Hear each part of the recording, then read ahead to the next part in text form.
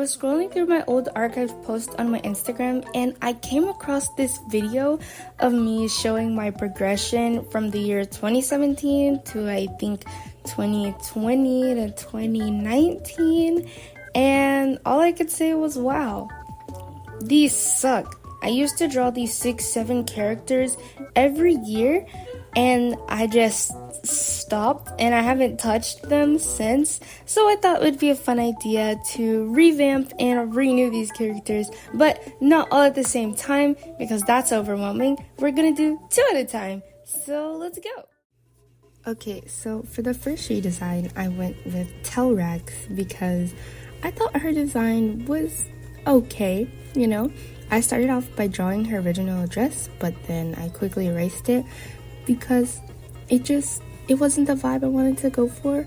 I didn't want to keep her very slim silhouette that I attempted to give her as a child, so I gave her a slim dress, but instead of having a mermaid type thing at the bottom, I made it flare open with a slit going up the thigh, which I just thought was so cute and a little promiscuous, if you know what I mean.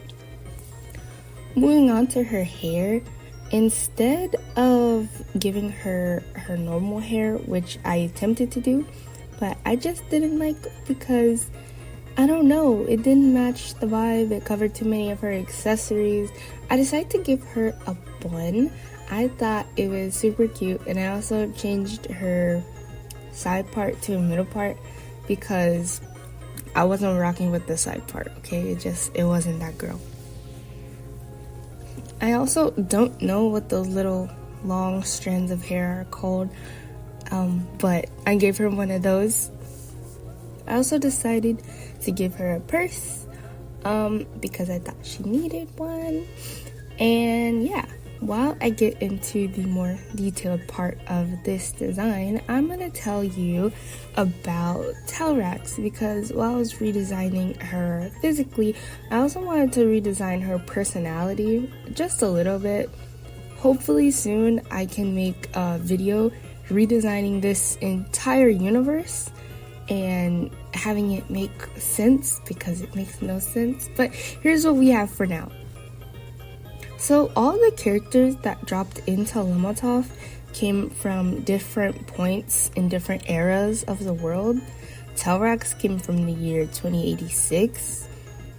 So I wanted to give her a little futuristic type vibe, but like not too futuristic, if you know what I mean, in her design. Anyways, once they entered Lemotov, they all magically got powers. Don't ask me how, I don't know. But I decided that her power could be her tattoos.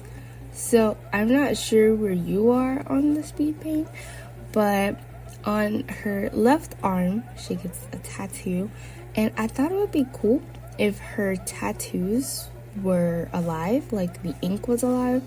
I thought that was a really cool concept, especially because I don't remember anything about her original design, like at all. All I remember was that she was the shy, tall, slim, nerdy friend, and I probably got her inspiration from Zoe from the Proud Family, and she just wasn't cute anymore, okay? I had to change it.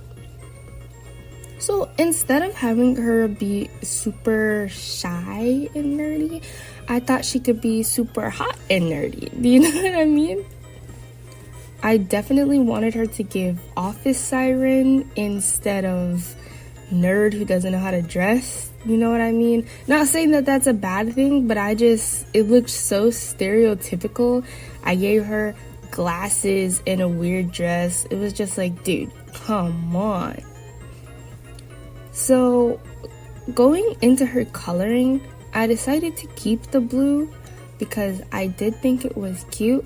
But instead of like a super bright, almost teal blue, I went with a more dark, almost muted. I thought that fit her a little bit better. Too many bright colors would have just distracted from everything. And I also don't think any of the original characters had accessories, so I made sure to give her loads of accessories. A lot of them were silver and chainy. I'm not sure why I went with a bunch of chains, but I'm not mad at it. Anyways, back to her personality and power. Like I said, her ink is alive. And for this particular drawing, all of the characters are going to a ball and they have to infiltrate it and make sure the king doesn't die or something like that. I know they were spies when I drew this, okay? Something like that. So I thought for this particular drawing that she may have moved all of her ink to the one dragon on her left arm or have taken all of the ink off of her body, because I want to give her a lot of tattoos, but I don't know if she looked super tatted up and during this like classy ball, I feel like it would look a little suspicious. So maybe all of her ink just went to the dragon on her left arm, which I thought was a really cool concept. Again, I will revamp and design these characters better, fuller, one day. Not today, though. But yeah, I think she turned out really well. I really did get the vibe that I wanted to give. You know, like, I'm sassy, I'm smart, and I'm probably better than you. So, yeah. Anyways, I gave her this like clear shawl type thing that I didn't give in her full body, which I kind of wish I did because it turned out really cute. I also really like the sparkles I added. I thought they were cute too. Anyways, this is the finished Telrex. Let me guys know what you think, and if you have any new name suggestions, drop them down below because Telrex, well, it's something.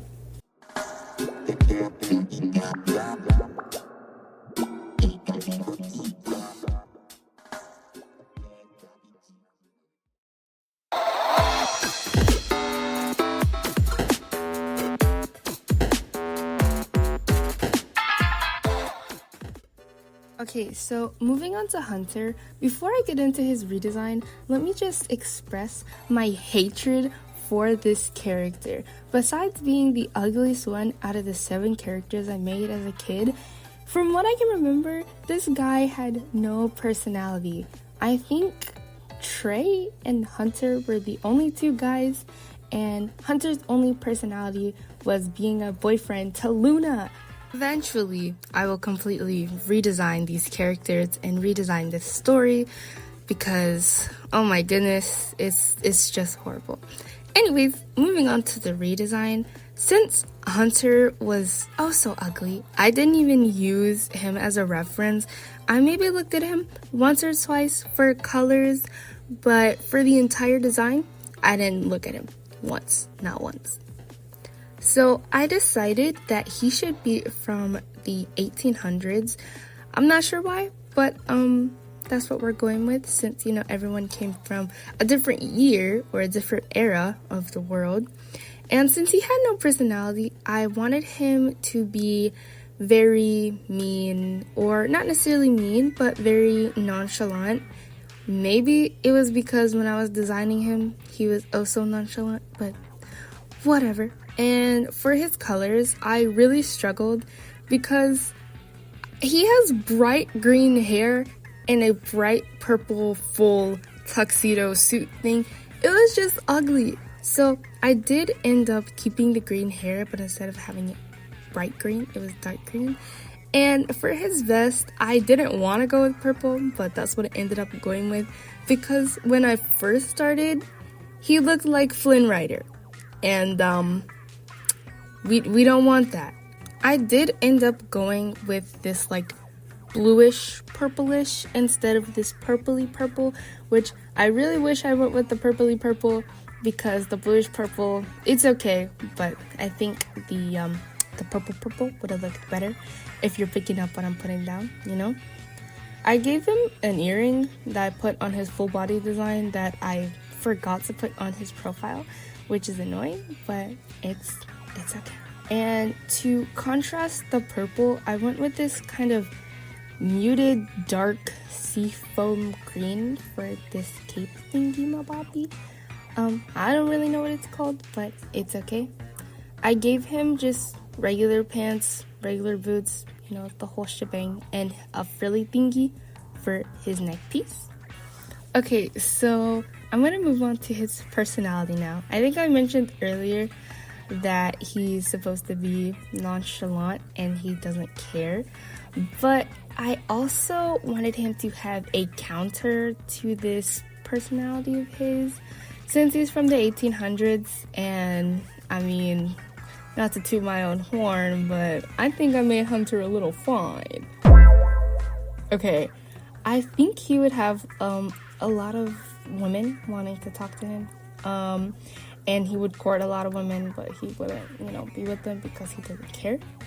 I think he would be able to have this kind of charm switch on him, where he can just automatically make himself oh so charming, when in reality he could care less about who he's talking to. I felt like that was very fitting, especially with the body language that I attempted to give him. I don't know, I think it was pretty cool. As for his powers, I was really at a loss here because I don't even know my own magic system in this world because I haven't thought of it. So for now, we're gonna give him the power to speak. I know, so crazy. You know the one guy from JJK and that one girl from Umbrella Academy? They kind of have these speaking powers where when they speak something, it comes into existence. And honestly, I thought that was really cool. So I'm stealing it. I'm not stealing it, guys. I'm borrowing the idea. Okay. So I want him to have a saying, and whatever that saying may be is once he says it, he speaks something into reality. But it has its limitations. You know what I mean? I'm not exactly 100% sure how it'll work, but again, I'll redesign it one day.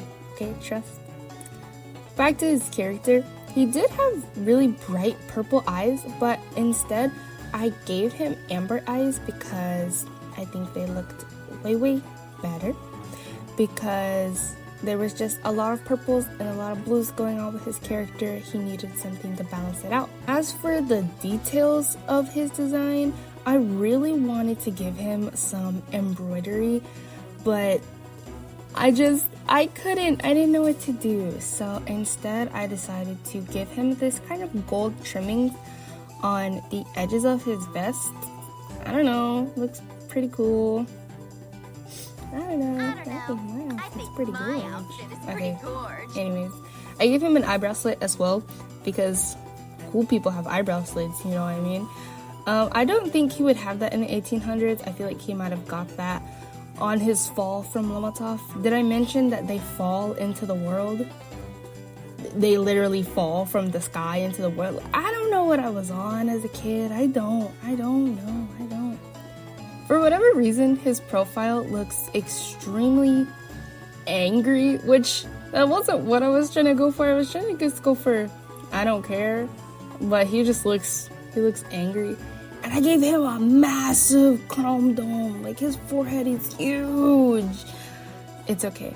Canonically, it's not huge, guys. Canonically, it's not huge. This is really off topic, but I was drawing the boots, and then I realized that I didn't have any detail on the boots.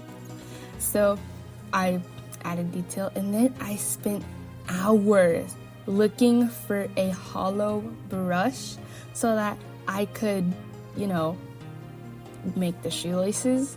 And to be honest, the shoelaces still didn't turn out that good, but it's fine. It's whatever. I just had to put that out there because it was a frustrating part of my journey, okay? Now that I'm looking at this, I really didn't give him a lot of blush, but it's okay. He looks a little dead. Anyways, this is the finished Hunter. If you guys have any name suggestions, again, drop them in the comments because Hunter, I'm not rocking with Hunter.